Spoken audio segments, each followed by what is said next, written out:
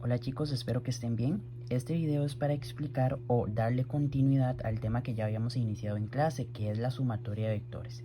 Recuerden que nosotros ya abarcamos un primer caso, que es cuando ya yo a ustedes les doy los componentes de los vectores como tal, donde ustedes hacen la sumatoria en X, la sumatoria en Y aplican las fórmulas de magnitud y dirección respectivamente para determinar lo que es el vector resultante. Pero ahora nosotros vamos a determinar un vector resultante a partir de vectores que ya están representados en el plano cartesiano. Esto lo que quiere decir es que nosotros vamos a determinar tanto el componente X como el componente Y de los vectores que vamos a tener en el plano. Para trabajarlo lo vamos a hacer en forma de un cuadro. Si ustedes observan, yo tengo tres vectores acá, el A, el B y el C. Esos tres vectores ya están graficados en el plano. Lo que nosotros tenemos que hacer es observarlos, analizarlos y determinar los componentes como anteriormente les mencioné. Si ustedes observan, de los tres vectores que yo tengo en el plano cartesiano, solamente el vector A tiene una dirección. Recuerde que la dirección es cuando hay un ángulo como tal. Y el vector C y el vector B no tienen. Entonces ahí va a variar un poquito la situación, por decirlo así, a la hora de nosotros determinar los componentes en X y en Y, porque no vamos a utilizar las fórmulas directamente. Ahora chicos, vamos a determinar los componentes X y Y del vector A. Y si observan, y como les mencioné antes, el vector A es el único que tiene ángulo. Es acá donde nosotros vamos a utilizar las fórmulas que ustedes ya tienen en el cuaderno. Entonces, para nosotros determinar el componente X del vector A, vamos a utilizar la fórmula. Recuerden que al ser el eje X vamos a utilizar cos. 500 viene siendo la magnitud del vector y los 50 la dirección. Eso nos da como resultado 321,3. Ahora lo que vamos a hacer es escribir el valor en el lugar correspondiente. Como yo estaba determinando el componente en X, lo voy a escribir. Y recuerden que estamos trabajando con el vector A. Si ustedes observan, ve que yo establezco aquí un negativo. Pero ¿por qué un negativo si el resultado nos dio positivo? Chicos, aquí es donde vamos a tener que, por decirlo así, analizar en dónde se ubica el vector en relación a su componente en X y su componente Y. O sea, analizar si está en el lado positivo de las X o en el lado negativo, o si está en el Y positivo o en el Y negativo. Observen que el vector A está en el lado negativo de las X. Por ende, y por eso, el menos que yo pongo en el resultado, pese a que en la calculadora nos dio positivo. ¿Ok? Ahora ya tenemos el componente en X, necesitamos su componente en Y. Recuerden que se va a utilizar la misma magnitud, la misma dirección, pero recuerden que en el eje Y nosotros íbamos a utilizar la razón trigonométrica sin. Eso nos va a dar un valor de 383,02. De igual forma lo vamos a llevar al espacio correspondiente.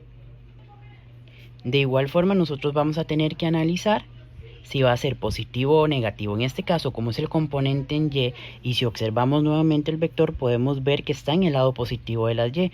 Por ende, va a quedar positivo, ¿ok?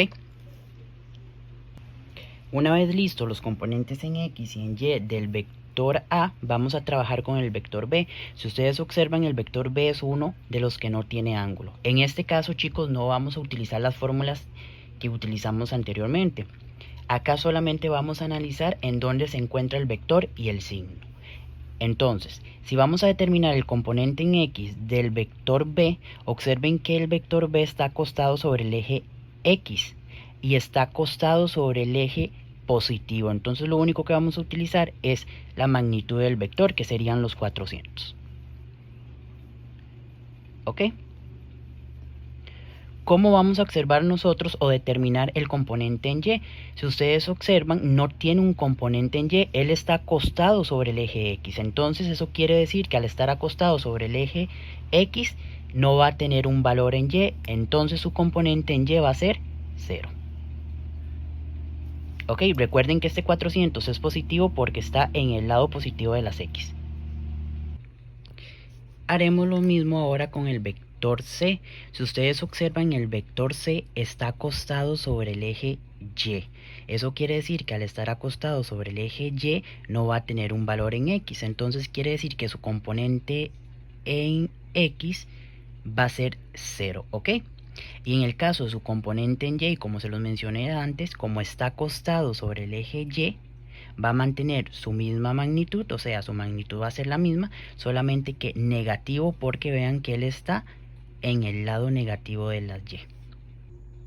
Ahora que ya tenemos todos los componentes en X y tenemos todos los componentes en Y, vamos a sumar todos esos valores para determinar un valor, por decirlo así, total en X y un valor total en Y. Si nosotros sumamos menos 321,3 más 400 más 0, nos va a dar 78,6. Ese sería nuestro valor en X. Vamos a hacer lo mismo en Y. Vamos a sumar los 383,02 más 0 más menos 350 y nos va a dar un valor de 33,02. Ya con esto podemos aplicar la fórmula de magnitud y dirección para determinar el vector resultante. Ahora, para determinar la magnitud del vector resultante, chicos, vean que esta fórmula que yo les estoy planteando acá, ya ustedes las tienen en el cuaderno y ya la han trabajado antes.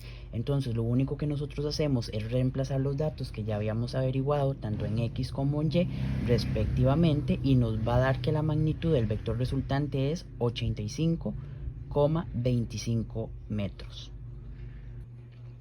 Ahora vamos a utilizar la fórmula de la dirección para determinar la dirección, valga la redundancia, del vector resultante. Esta fórmula ya ustedes la tienen e igual forma ya la trabajaron en clase. Recuerden que la expresión arcotan en la calculadora es shift-tan y escriben los valores Y sobre X. Cuando hagan eso en la calculadora les va a dar el valor del ángulo 22,79 grados. Y con esto ya determinamos la magnitud y la dirección del vector resultante de los tres vectores que están representados en el plano cartesiano.